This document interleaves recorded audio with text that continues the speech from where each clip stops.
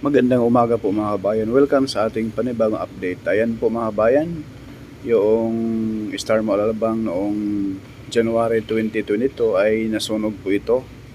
At ngayon po, ito na siya ngayon mga kabayan.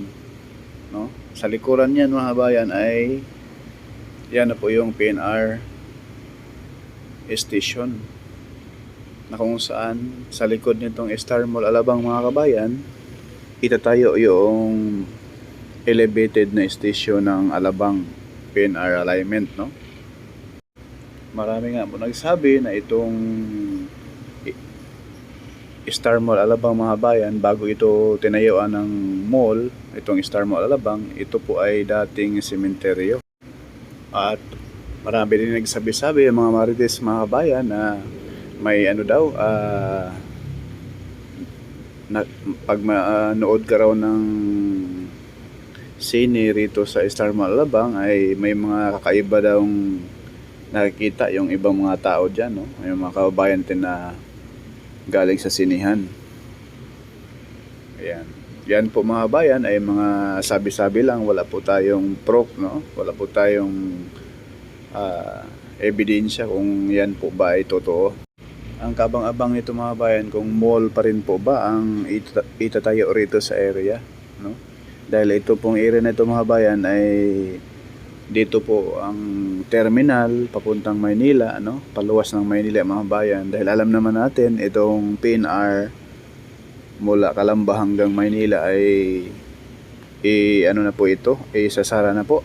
Sa likod lamang po nitong Star Mall Alabang, andyan na po yung Alabang PNR station, no?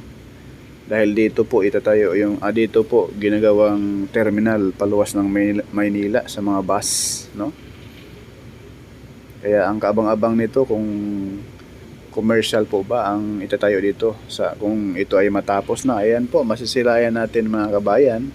Halos 2 palapag na laang kulang ay matuluyan na po itong ma-demolish itong Star Mall Alabang. Marami pong nanghihinayang dahil may mga report po tayo, mga viewers tayo dyan na dating nakatira rito sa malapit dito sa Star Mall Alabang. Sila po ay nanghihinayang dahil simulat sa pool pagkabata nila ay dyan na po sila kumbaga dito na sila lumaki malapit nitong Star Mall Alabang. Ngayon ay masisilayan nila na ito ay malapit na po itong mabura. Ayan, 2 palapag na lang ay ito ay matapos na po, no, sa pag-demolish. Siguro naman kung mall ang itayo nito ulit, sigurado naman mas moderno, mas maganda. At ito po ay kung mall or commercial man ang itayo rito, sigurado naman ay connection na po ito doon sa bagong station ng PNR dito sa Alabang, no, station. At masilayan natin dito sa bandang kaliwa mga kabayan, yan na po yung Skyway, no, extension at mismong South Luzon Expressway. Kaharap sa ating kamera mga kabayan ay papuntang Maynila po yan, no. At ito po yung view rito ay talaga namang napakaganda. Ayan po, yan na po yung part ng South Station, yung mga building dyan, mga commercial area dito sa Barangay Alabang, no. Ayan, masisilayan natin mga bayan yung mismong mga nagtataas ang mga gusali rito sa Alabang, no. Ang laki na, ang bilis umano itong Alabang, nag-improve, no. Ayan po yung building na yan, yan na po yung Asian Hospital, no, katabi mismo ng South Luzon Expressway. Dati po kukunti lang building rito, sa ngayon napakarami na. At kaharap naman sa ating kamera mga bayan, yan na po ay papuntang south, papuntang Laguna na po yan, Batangas, no, papuntang Bicol. Ayan, dito sa baba mga bayan, sana po ay makagawa ng paraan ang ating national government. Ayan, no, bumper to bumper yung traffic sa national road, sa service road.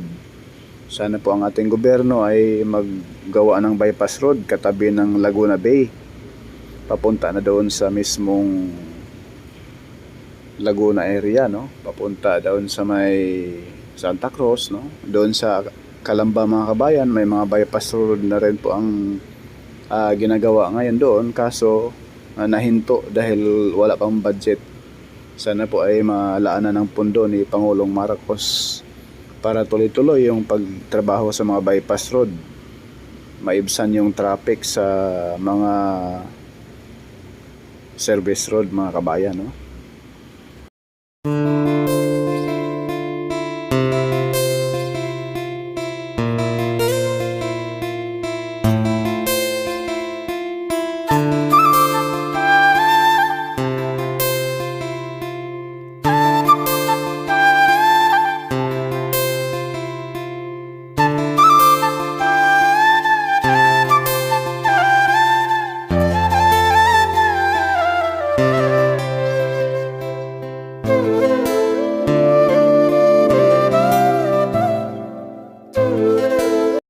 Ayan po mga bayan, yung terminal mismo ng mga bus.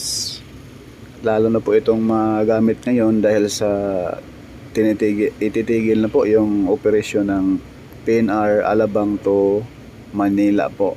Kaya lahat ng mga pasahero kadalasan ay sasakay na po sa passenger bus.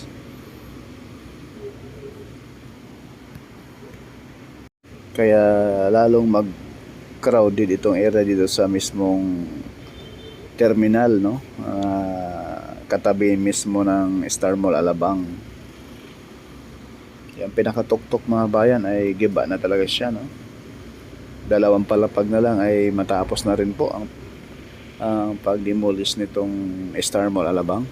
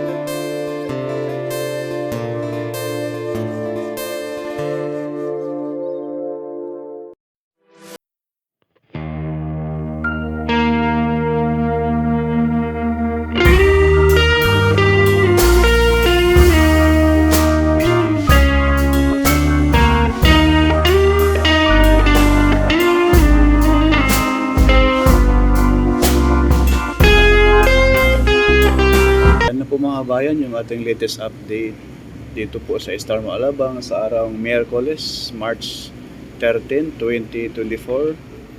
Ayan, lang po mga bayan, subscribe sa ating YouTube channel at follow sa ating FB page, no? Huwag po tayong mag-skip ng ads mga bayan, malaking tulong na rin po yan ni Forecast Studios. Maraming salamat po and God bless po sa lahat. Sa ating mga OFW, Ma'am Lisa Torres, Ma'am Ami Campbell, Ma'am Shelia White sa New Zealand. God bless po sa lahat.